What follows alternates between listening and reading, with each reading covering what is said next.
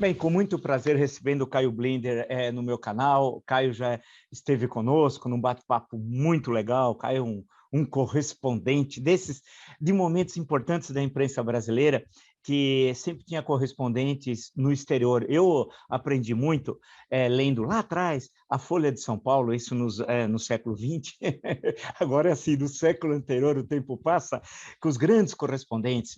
A Folha de São Paulo tinha correspondente nos Estados Unidos, em Buenos Aires, na Argentina, Lisboa, tinha em Madrid, tinha em Paris, tinha em Londres, em Roma, Tóquio e Pequim, né? Era uma coisa assim fantástica, e era o olhar brasileiro, porque isso que é legal, a gente vê como é o que um brasileiro está vendo, aquelas mudanças que estavam ocorrendo nesses países, naquelas regiões e no mundo, e assim por diante. O Posso ser Caio... cabotino? Posso ser cabotino? Claro, claro, claro. Eu era o chefe de todos esses caras, eu era editor de internacional da Folha. E Nos era anos fantástico. 80, eu era um moleque de 22, 23 anos, eu era chefe do Oswaldo Peralva em Tóquio, Gerardo Sim, Melo Mourão exato. em Pequim, Cláudio Abramo em Londres e, obviamente, Paulo França em Nova York, né? É verdade, meu Deus, era uma coisa Eu era chefe, entre fantástica. aspas, né? Então, a gente guardava muita coisa para ler, que saía no domingo, ler na segunda, porque não dava tempo, tinha tanta coisa boa naquela coisa. Então, Caio, agradeço, mas muito, muito, muito você ter aceito o meu convite. E a Obrigado. primeira questão que eu pergunto para você, Caio, é o seguinte: você acompanha a política americana daquela forma mais tradicional, saiba, mas a impressão que dá à distância é que a presidência Biden não está entregando o que se propôs a entregar no processo eleitoral quando foi eleito presidente. Há um sentimento assim de desilusão em relação à gestão Biden? Como é que você analisa? E muito obrigado por ter aceito o meu convite. Obrigado. Não, você está correto. Numa frase, talvez que resuma tudo, o Biden é prisioneiro de altas expectativas, né? Você tem toda a razão. Ele é fruto número um. Ele prometeu demais. Ele achou que era o novo Franklin Roosevelt, que ia ter capital político e no Congresso para realizar uma série de reformas históricas ao estilo do New Deal nos anos 30 e não tem condições. Ele não está capacitado, ele não é um Roosevelt, e as condições políticas são diferentes. A coisa elementar, você pega duas grandes transformações na história americana. Nos anos 30, com o New Deal, né, em função da depressão, e depois as reformas sociais e eleitorais dos direitos civis do Johnson, do Lyndon Johnson, nos anos 60. Havia uma condição essencial. Os dois presidentes que eram democratas tinham folgada maioria no Congresso.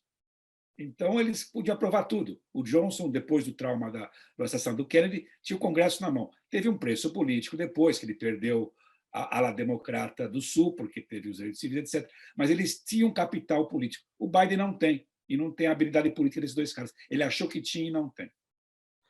E nesse caso, Caio, a impressão que dá é que é uma presidência que vai acabar antes do seu término constitucional, a impressão que dá, porque é uma desilusão muito cedo. Normalmente, né, um presidente que não vai muito bem, a desilusão é um pouquinho mais lá na frente. Mas a do Biden, olhando, é muito cedo. Aí pode ser isso que você apontou, quer dizer, prometeu muito mais do que poderia entregar, né? E pode só piorar, porque o risco é muito grande dos democratas perderem o controle do Congresso nas eleições no ano que vem.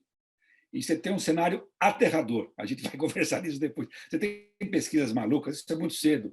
Hoje, no mano a mano, Biden contra Trump, algumas pesquisas mostram que o Trump venceria. Trump, o subversivo, o líder de uma insurreição, de uma rebelião antidemocrática, nas pesquisas o povo está numa boa com ele. Então, no caso do Biden, esse é o problema dele sério. Ele não consegue entregar o que ele prometeu. Ele se posicionou, ainda na campanha eleitoral, quando havia uma guerra civil no Partido Democrata, várias alas mais à esquerda, mais moderadas, como você é o presidente de transição, ou seja, uma figura transitória, inclusive pela idade dele. Aí ele foi mordido pela mosca azul, achou que era o Roosevelt, e aí começou a mudar o papo. E chega a se falar, não, eu vou querer até concorrer a um segundo mandato. Digamos, numa hipótese que ele termine o segundo mandato, ele vai ter 86 anos ao final de um segundo mandato. Ou seja, é um cenário realmente inviável. É uma coisa, a cabeça dele, ele se perdeu nesse processo político. E a vice-presidente, que também havia uma enorme expectativa sobre a senhora Kamala Harris, que ela fosse, quer dizer, dar esse tom do novo, da novidade, uma mulher, toda a origem dela, imaginava-se muito. E muitas, acompanhando a distância também, e muitas vezes eu falava, mas aonde está a vice-presidente? Cadê no noticiário? Porque Não está, parece que ela sumiu. desapareceu. O que Não que está. aconteceu, Caio, na sua Ela, análise? ela, não, ela é muito mais fachada, ela tem esse cartão de visita, como você falou, uma figura histórica, filha de imigrantes da Jamaica e da Índia, sabe, um negócio histórico para o país, da Califórnia, sabe, mulher, foi uma, sabe, senadora, foi promotora, chefe, né, da secretária de Justiça da Califórnia, mas não está aí, ela desapareceu, o que até é bom. Para você ter uma ideia, a taxa de aprovação dela é ainda mais baixa do que a do Biden. Ela é obscura. Ela se colocava como a potencial sucessora, mas hoje está uma situação muito cedo para isso, uma situação política indefinida. Você tem trocentos potenciais candidatos entre senadores e governadores ali, tudo esperando a carniça ali do urubu em torno do Biden. Né? É uma situação muito triste, né? E de pensar que parecia tudo tão fácil, né? Sabe? Ou seja, o patamar era muito baixo, substituir a coisa horrorosa que foi o Trump. E, no entanto, o Partido Democrata, no poder, com o controle do Congresso e da Casa Branca, está por baixo. Tá por baixo. E, nesse caso, como é que o partido reage? Afinal, coloca-se em risco, daqui a pouco temos eleições legislativas, né, em que provavelmente o cenário vai ser muito difícil para o Partido Democrata. Como é que o partido se posiciona frente a isso? Parte do problema é o próprio partido, não só o Biden, porque o partido tem suas alas, tem uma guerra civil interna, que não tem hoje no Partido Republicano. O Partido Republicano hoje é um partido leninista, né? Com controle total pelo seu comissário, pelo seu líder, que é o Trump. Ele simplesmente esmagou as dissidências. Hoje existe um culto de personalidade no partido. Você não pode se aventurar a se insurgir contra o Trump. Você está acabado politicamente dentro do Partido Republicano. Enquanto o Partido Democrata, existe uma guerra civil solta e o partido não consegue sequer, demora para chegar a um acordo sobre os projetos de lei. Sabe? O que nós vamos levar para tentar... E não importa nada depois, porque eles se digladiam entre eles, as alas do partido, isso já desgasta o partido, porque não entrega resultados, como você falou no começo da conversa. E aí, o que importa? Porque tudo é bloqueado pelo Partido Republicano no Congresso, que é um partido obstrucionista. Para o espectador brasileiro ter uma noção, lembrando o óbvio, na Câmara dos Deputados, a margem é de 6, 7 votos para os democratas é ínfima, é ínfima. E as votações hoje são totalmente partidárias. E no Congresso, e no Senado é pior, é 50-50. E depende do voto de Minerva do presidente do Senado, que é a vice, nesse caso. Ou seja, a margem de erro é mínima. Isso pode acabar nas eleições do ano que vem. Então, o partido não consegue entregar resultados e tem uma oposição que é simplesmente obstrucionista. Sem contar, não vamos esquecer outra coisa fundamental no país, o terceiro poder, o Supremo, que esse é o grande feito do Trump, historicamente. Ele emplacou os juízes conservadores com as tramóias dele. Hoje está 6-3. São 9 juízes, 6 conservadores e 3 liberais. Então, as coisas estão muito boas para os republicanos, embora sejam minoria no Congresso. É incrível. Agora, aquela velha questão da economia. Bem, a economia, se estiver indo bem, pode ser que num cenário político complexo, pode mudar até um resultado eleitoral. Como é que está a economia americana, Caio? Esse é um dos maiores paradoxos políticos para cientistas políticos e economistas. Ela está indo bem, ela se recuperou da pandemia, não veio aquela depressão que todos temiam, houve aquela injeção de trilhões de dólares na economia, o que ajuda a explicar o problema que surgiu, que é a inflação. Houve uma inundação de dinheiro, um banco central que também foi muito liberal para abrir o cofre. Conclusão, hoje, o problema número 1 para os americanos é a economia, a inflação. A inflação é a maior inflação em 40 anos. Esse é o problema. Mais, para os americanos, mais grave do que a pandemia. Então, esse é o problema, sem contar esses problemas que o mundo inteiro está sofrendo com problemas de cadeias de produção, né, que se chama cadeias de produção, que você não recebe as coisas. Ou seja, os americanos estão com dinheiro. O consumidor americano ele economizou dinheiro na pandemia. Primeiro, ele recebeu grana do governo, e segundo, ele não gastou, porque na pandemia estava todo mundo meio isolado, meio quarentenado, então ele quer gastar, mas ele não tem que comprar às vezes. Está faltando, a gasolina subiu, coisas que são muito diretas na percepção de ansiedade econômica, como o preço de gasolina está em alta, subiu 60% em um ano. Isso é um país motorizado, né? Vamos esquecer que esse é o país do carro. Então, isso cai diretamente na conta do presidente, que subestimou o problema. Como sua assessoria econômica, você falou, não, o negócio de inflação é transitório. Transitório, quanto tempo dura essa coisa transitória? Se durar até a eleição do ano que vem, o controle democrata vai ser transitório no Congresso. Lembrar o período, claro, que a referência ao governo Carter, quando a inflação disparou, e aí teve 12 anos de governos republicanos, né? E era uma crise, na verdade, era a crise do petróleo, né? Da crise da OPEP, do embargo, seja um momento grave. Um presidente que também parecia sem controle da situação, sabe? Sem habilidade para negociar. E muito mais grave, porque hoje, realmente, o Partido Republicano é um partido, hoje em dia, próximo do fascismo. Vamos ser muito direto. É um partido autoritário, um partido que foi cúmplice de uma tentativa de golpe em janeiro, com a invasão do Capitólio. Sabe? Um partido cúmplice. Não é que todos concordam, mas existe um consentimento a preservar a farsa do Trump. Hoje, 60% dos eleitores republicanos acreditam ainda que houve fraude na eleição. Ela foi roubada, a eleição foi roubada do Trump. Então, tudo isso agrava o quadro. E o pior para os democratas, existe, como você falou, desilusão entre o próprio eleitorado democrata e eles perderam o setor fundamental do país, que são os independentes, que é o setor que vai para um lado ou para o outro, né? Então, hoje a situação política é pior do que a situação econômica. Ironia, tem inflação, tem problema, mas o desemprego está embaixo. Não existe a bolsa está lá em cima, sabe? Não tem uma hecatombe econômica no país, mas a percepção é essa ansiedade. E o terceiro ponto que eu achei importante lembrar, é a pandemia. Existe uma fadiga de pandemia. E o governo Biden, aí foi outro erro gravíssimo que explica os problemas. Ele cantou uma vitória antecipada na pandemia, no verão americano, ou seja, há uns 4, 5 meses, dizendo o fim está próximo, né? Tipo aquela frase horrível do Bush filho na guerra do Iraque, missão cumprida. Não estava missão cumprida. Ele deu pronunciou missão cumprida e não está. Ela é indefinida, de repente vem uma nova variante, como agora. Então, você tem um quadro e fica muito difícil para o governo, vai ser, com as questões de autonomia estadual, implantar medidas mais duras, caso sejam necessárias. Há uma fadiga do país, da população, sobre medidas contra a pandemia.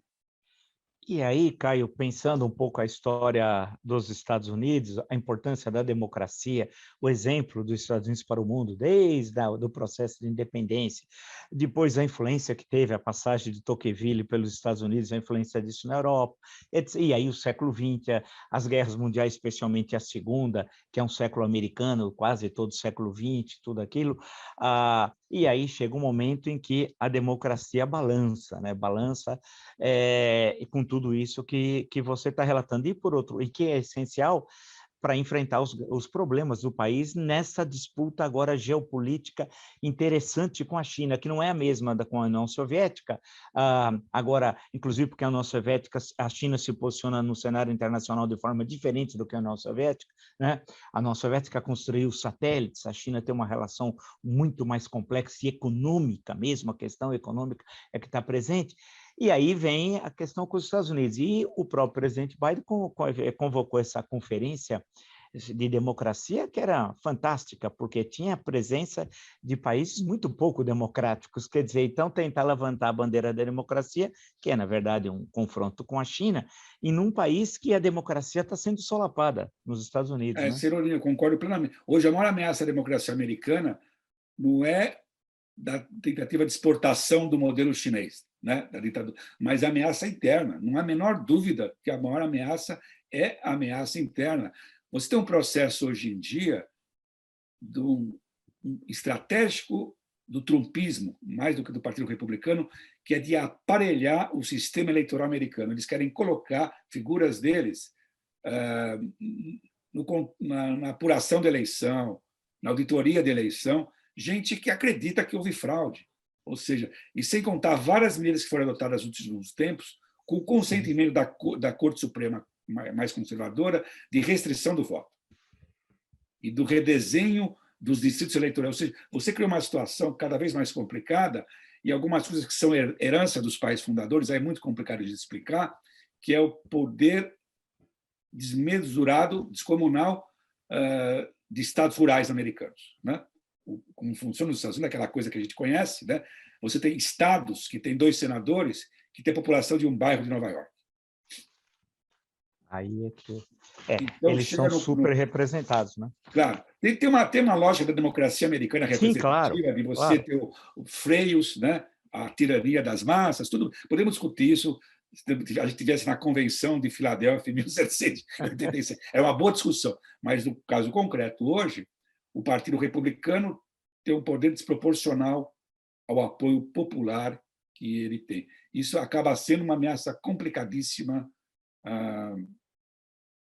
eleitoral. Não vamos esquecer a coisa óbvia, o próprio Trump foi eleito em 2016 sem maioria popular, né?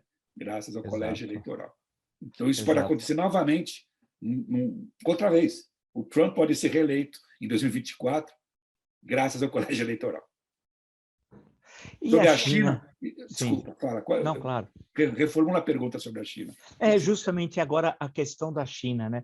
Enquanto isso, quando a gente tem essa análise assim da história, e a gente já viu tanta mudança de potências que foram dominantes, aí vem uma segunda potência ascendente, suplanta essa potência dominante e vai embora, tal. Já tem até uma definição, estava conversando com o embaixador Celso Amorim, que foi uma entrevista do canal que nós vamos postar, vem aquela referência feita justamente por um especialista, ao Tucídides, né?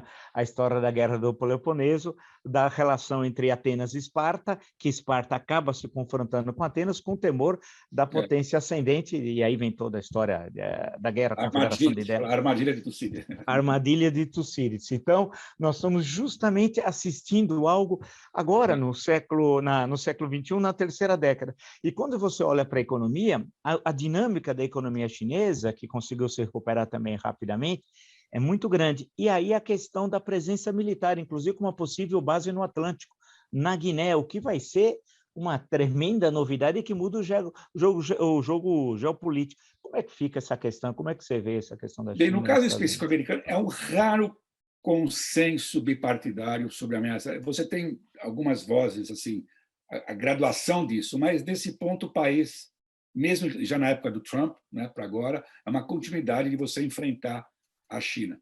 Na época do Trump era aquela coisa Trump caótica, atabalhoada, eu sozinho resolvo, meu charme diplomático e tal. Mas também com o Biden existe essa preocupação e está complicadíssimo, número 1, que os americanos têm uma composição com seus principais aliados. A gente viu o que aconteceu nos meses passados, eles conseguiram forjar uma aliança muito forte na região Indo-Pacífica, com a Índia, com a Austrália, com o Japão, mas em troca traíram a França, né? Numa questão de venda de submarinos, né? Para a Austrália, que ela acabou comprando, não da França, comprometeu, e os europeus são muito mais dependentes de comércio, tanto não só com a Rússia, do Putin, negócio de gás, como com a própria China. Ou seja, os europeus não querem tão duros contra a China como os americanos gostariam, e com ressalvas aqui nos Estados Unidos. Você lembrou, por exemplo, a União Soviética. Há uma diferença, você já tocou isso de relance agora na nossa conversa. Há uma diferença fundamental. A União Soviética chegou a ser uma superpotência nuclear, mas nunca foi uma superpotência econômica. Nunca, jamais. Ela era irrelevante para a economia mundial, enquanto a China é essencial. Ela é uma superpotência também econômica, com pretensões de se tornar uma superpotência militar. É o caminho inverso da União Soviética. Exato. Então, a relação com os americanos é essa relação muito complicada. Você não pode dizer que tem uma guerra fria nos moldes que nós tivemos na Primeira Guerra Fria no século passado. Existe uma relação de interdependência no mundo, na economia, embora, claro, com a pandemia se mostrou que a globalização ela deu uma murchada, pode ser, mas está todo mundo investindo na economia global. Todo mundo perde, os dois lados perdem, embora a China, olhando estrategicamente para frente, está cada vez mais preocupada em reforçar a sua economia doméstica e ser menos dependente, né? Especialmente dos negócios com os Estados Unidos. Tudo bem, quer ir para a África, para a América Latina, etc., mas investindo muito no seu mercado doméstico. Deixa eu lhe perguntar agora uma coisa, mudando um pouco o foco aí. E o Brasil?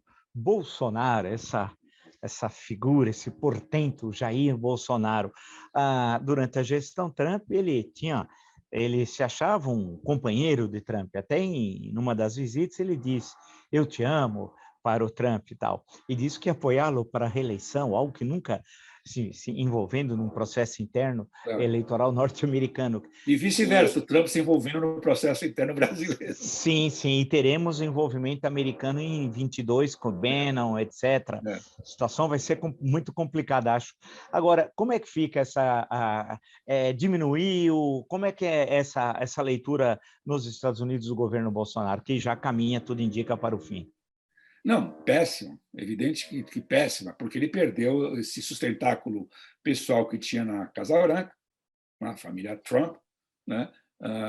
O governo Biden tem uma preocupação estratégica. De um lado, ele tem essas preocupações, o papel do Brasil nessa questão ambiental, né? Da Amazônia, etc. Mas, ao mesmo tempo, como você falou, existe esse jogo geopolítico global do confronto com a China, de você ter que ter seus aliados. Então, ao mesmo tempo, o governo americano, qualquer governo americano, não quer alienar países importantes, potências médias como o Brasil, sabe? Ele quer montar novamente o que a gente chama uma aliança anti-China, uma aliança, sabe? Que você espera, claro, todo mundo democrático, esse tipo de coisa. Então, obviamente, nesse processo, a sucessão vai ser positiva, qualquer sucessor do Bolsonaro, inclusive o Lula, não vamos esquecer. O Lula teve ótimas relações com quem? Não foi com o Obama, foi com o Bush. Exato. Eram boas relações pessoais.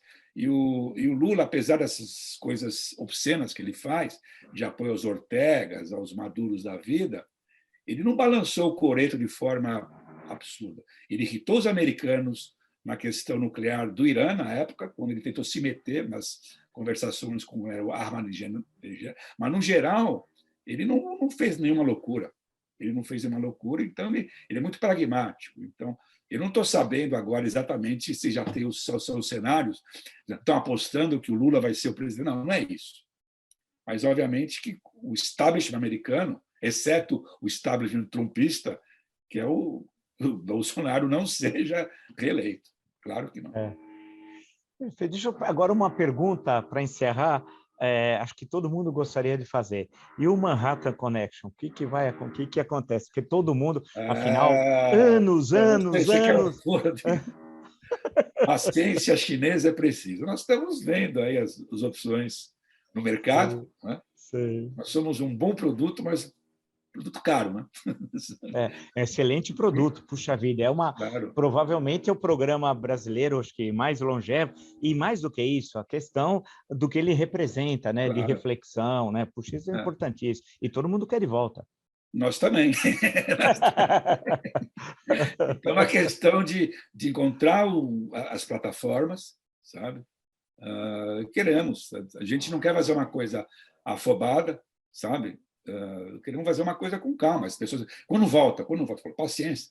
Paciência é necessária, né? Não posso entregar todo o jogo, né? Estamos aí conversando, claro, vendo as opções, né? E eu estou aproveitando aqui minha Dolce Vita. Enquanto, não pode ser muito longo. Uma Dolce Vita fica salgada depois, mas por enquanto está mais legal. Estou lendo, e como você que é professor sabe disso, sair do dia a dia da imprensa até essa coisa saudável. Você volta a ler livros, por exemplo. Isso. Estou lido, né? Estou gostando.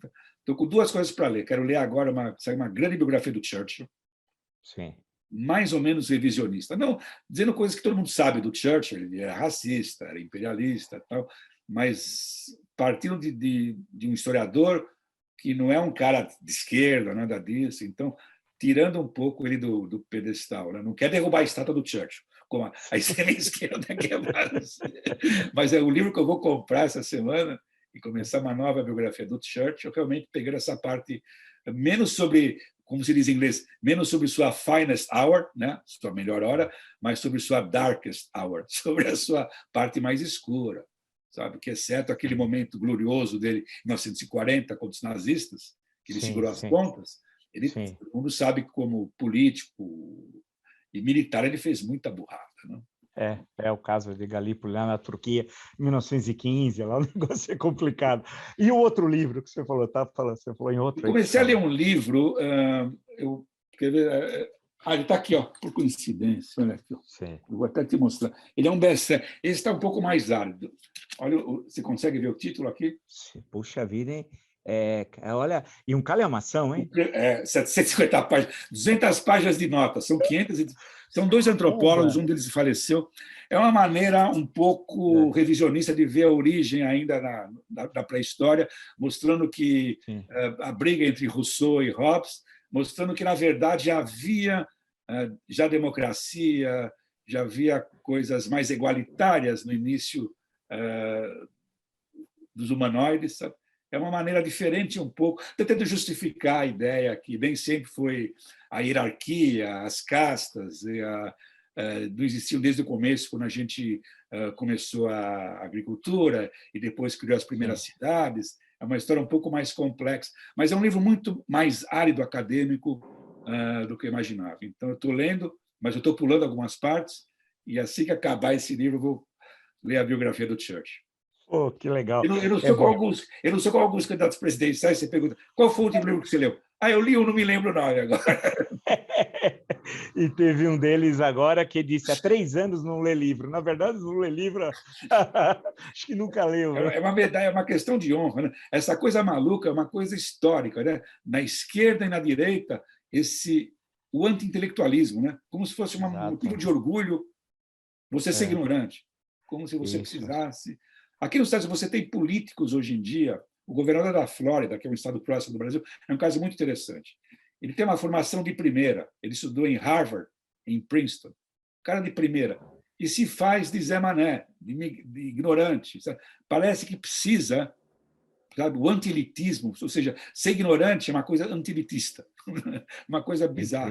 Ser contra a ciência, sabe? Se contra o conhecimento é uma maneira de você ser. O Lula fez isso muito, o Bolsonaro faz isso. Então, você vê que isso percorre, é um vírus que, ao longo do espectro ideológico. É uma coisa interessante para a gente pensar, né? Qual a razão, né? O porquê disso, desse ressentimento, que no fundo é um enorme ressentimento em relação à cultura.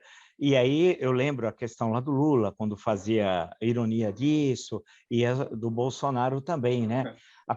Apesar que, evidentemente, eles são diferentes no enfrentamento de outras questões, mas é verdade. E no caso do Partidão, o Partido Comunista, lembrar a questão da proletarização da direção do partido, lembrar quando o Diógenes Arruda Câmara corrigiu os poemas do Carlos Drummond de Andrade, né? Meu Deus, o Arrudão. Parece essas coisas malucas que tivemos no Khmer Vermelho, né? No Camboja, quando se você usava óculos, você era executado, porque quem usa óculos lê. Então você tem esses 2 paradoxos incríveis, né? Numa era que nunca tivemos tanto avanço científico, existe essa hostilidade contra a ciência, e numa era de tanta informação, nós temos tanta desinformação e fake news. Né? Ótimo. Devia ser tudo fácil, né? É incrível. Não, isso é como dizia um cronista esportivo aqui em São Paulo, Roberto Avalone, é um ponto de interrogação. Ele fazia assim, né? Da mesa redonda lá de domingo, ponto de exclamação, ponto de interrogação, vírgula. Eu estou mais para ponto de exclamação do que de interrogação. Minha incredulidade com tudo isso é fenomenal. Depois vem a interrogação, mas antes vem o espanto. Vem um espanto, é verdade. Pô, Caio, é sempre um enorme prazer conversar com você. Torço aí como assistir tantas vezes o Manhattan Connection, que logo nós possamos voltar a assistir, né? Sempre reflexão original, Obrigado, muito obrigado. legal. Aí de Ficamos castigo você tem que aguardando. me trazer de volta. Quando tiver notícias fresquinhas, você me traz de volta. Claro, bom, mas com o maior prazer. Conversar com você é sempre muito bom. E para cobrar todas essas análises, né? Falar, isso que errou tudo. O Biden era isso, aquilo. Vamos ver se concretiza. Vai acontecer isso, Vamos ver o aquilo. que... É verdade, vamos ver. Pô, legal, Caio. Grande abraço, muito obrigado e até a próxima, então. O Valeu, prazer então. foi meu e um abração para todo mundo que te acompanha, que eles estão em ótima companhia que é você. Valeu, obrigado.